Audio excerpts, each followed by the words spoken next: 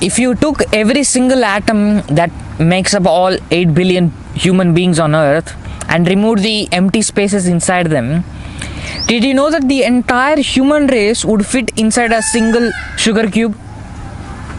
Think about that. The physical reality we all cling to is 99.99% empty space. We walk around with heavy anxieties, convinced of our solid, unshakable physical presence. Yet, physical science itself proves that our body is practically a ghost. Which brings us to the ultimate illusion. Let us destroy this illusion in the very first thing. You do not feel at home in this world because you are not of the world. How can the boundless ocean fit inside a tiny mud pot? Your misery does not arise from a lack of comfort or lack of love or lack of purpose. Your misery arises from the stupid absurdity of trying to make a home out of a fleeting temporary thing. You are the infinite, changeless, formless, absurdly, purely, the ridiculously, the self-aware reality. Yet you have spent your entire life trying to squeeze yourself into identifying yourself with the body. You complain the world feels alien to you. I ask you, how can the real ever find trueness in something that is unreal? Listen to me. You are not the earth, not the water, not the fire, not the air, not the empty space, nor this or that. To find liberation, know yourself as the absolute, pure self-aware reality and be done with this drama of world, death, reincarnation, karma, and all those unwanted poetry stuff. Look at your hands. Look at your thoughts. You have identified with this biological machine, this bundle of memories and anxieties you call myself. You have built a fragile fortress of concepts, and now you wonder why the world shatters it. There's a funny thing. We fall into the pit of our own life. We willingly get into the trouble, and then we complain the gods and goddesses for not saving us. Why will they come and save us? That is like a child building a sandcastle near the ocean, and the waves come and destroy the sandcastle, and the child starts cursing and complaining his or her parents. How absurd would that be? That's precisely what we all do. We go fall into the pit. We go do all that is unwanted in this world. We get attached and then we get hurt, and we go complain to gods and goddesses. No wonder they come and help us. No wonder they don't come and help us, actually. That is the truth. Tell me, you consider yourself to be the seeker, right? Who is the one who feels homeless? Is it the body? The body is perfectly at home. It is made up of dust. It feeds on dust, and it will eventually return to dust. It does not feel annihilated. It does not feel alienated. Is it the mind that feels alienated? The mind is nothing but a collection of passing thoughts, a mirror reflecting whatever objects that are placed before it. The mind is a traveler, you see. It has no capacity to settle. The one who feels homeless is a ghost you have invented, which is the unwanted ego. The ego is a parasite that lives on the concept of me and mine. It desperately wants to build a home and to say, this is where I belong, this is who I am, these are my people, these are my achievements. Did you know I can chant the entire Bhagavad Gita? Do you know I know every Upanishad that is written by Adi Shankaracharya? And all this narrow-minded stuff the mind would say. But the universe refuses to cooperate with our delusions. You see, every time you build something in this world, the world will destroy it, whether you are God or a devil. And instead of realizing this absurdity of building a nest in a hurricane, what do we all do? We cry, we pray, and we set out to people who build stronger nest for all of us. How long will you play this foolish game? I'm not saying do nothing in this world and be like a fool roaming around. I'm not telling you to do the narrow-minded stuff. I'm only asking you to see who you are. See that you are the self-aware reality and be done with this drama of world and death and consciousness and all those poetry words. Once you see yourself as who you are, what is naturally that is inclined will happen. Your characteristics will perform their duties, but you will not interfere, because you are like the screen on which the entire drama of movie is projected. You look at the world and you consider yourself to be hostile, or you are living in an alien place. You look at your life and say your life is filled with struggle. Tell me, whose life is not filled with struggle? Even gods went through all struggles.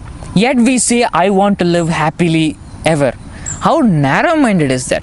That is like going to a James Bond movie and saying, I only want romance. It won't work.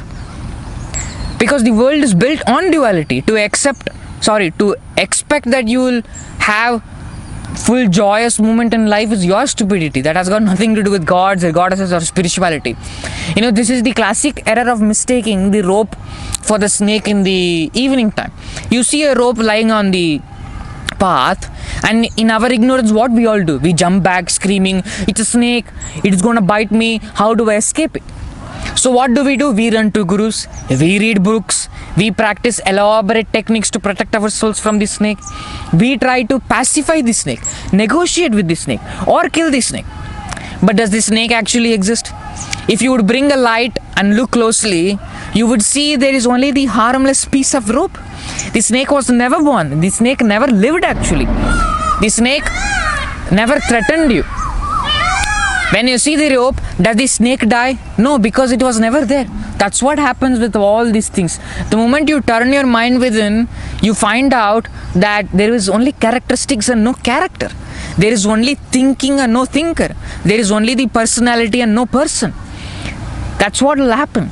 And you are that self-aware reality on which the entire drama is happening. And let me clarify one thing here.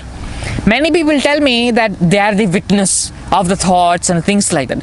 That is still in the realm of mind, dude. The real self-aware reality that I'm pointing out is only aware of itself. It is not aware of our silly, pathetic universe. It is not aware of our unwanted spiritual journeys or our organization or our anxieties. However, that is the doorway. I agree that witness is something different from us. But is the witness ultimate? No. The witness is still in the realm of mind. As long as there is an observer and the process of observing and the object that is being observed, all those things are still in the realm of mind alone. And even if they become one, it is still not the ultimate. Because the self-aware reality is only aware of its own existence and it is not aware of anything. However, you can consider yourself to be the witness initially, just to make you understand. That is like a doorway, and that is still not the ultimate. Don't be living in your own pathetic delusion saying, okay, now I understand that I am aware of things and now I am done.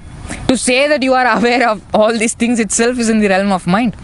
Many people argue with me. You say that self-aware reality cannot be known, then how do you know it? Not even once I've said I know self-aware reality. I am self-aware reality. To know who you are, do you need a method? That is like saying, a wave needs a method to know that it is an ocean. It is ocean from the day one. You are self-aware reality from the day one. The word non-duality means there is no two. So who is becoming what? Who is knowing what? So let us all not fool ourselves. You do not become self-aware reality. You are self-aware reality. There is nobody to become anything. If you say you have to become, you have only fooled yourself. There was one person who sent me a story of, there's a story of moth, it seems. The moth, it seems flies and moth have a concept, they have a dialogue, and they say that, go find light. And moth does not come back because moth gets consumed in its light, and flies come back because they don't see the light to be ultimate. So the person was telling, if you are getting consumed by the light, why would you come back to the world and preach and do all these things? That is still a narrow-minded thing. To say that you get enlightened and that is light and the world is darkness, that is your stupidity. Who said world is darkness? Who said world is an illusion? I never said world is an illusion. I'm only saying you are not the world. And there are one more thing. You don't become enlightened. Let us all get that concept from our head completely. You are not something that is becoming something. You are the self-aware reality from the day one. What happens is the unwanted thing within you gets dissolved. I keep giving this example of space in the room. When you need space in the room, you don't add space in the room. You only remove the unwanted furniture and what remains is space. Similarly, you don't become enlightened. And the person who becomes enlightened, coming back to the world, saying, you are enlightened being, why are you coming back to the darkness, is so narrow-minded stuff. That is stupidity. First, that is like saying you are a wave, why are you coming back to ocean? You were ocean from the day one. See that you are the self-aware reality and be done with this drama of life and death. Ultimately, I will conclude my speech by saying that follow the message, not the messenger. You are the self-aware reality from the day one, and I'm doing all this social media just to make a living and for the joy of speaking alone. And you are the self-aware reality whether you like it or not, whether you believe it or not. Thank you.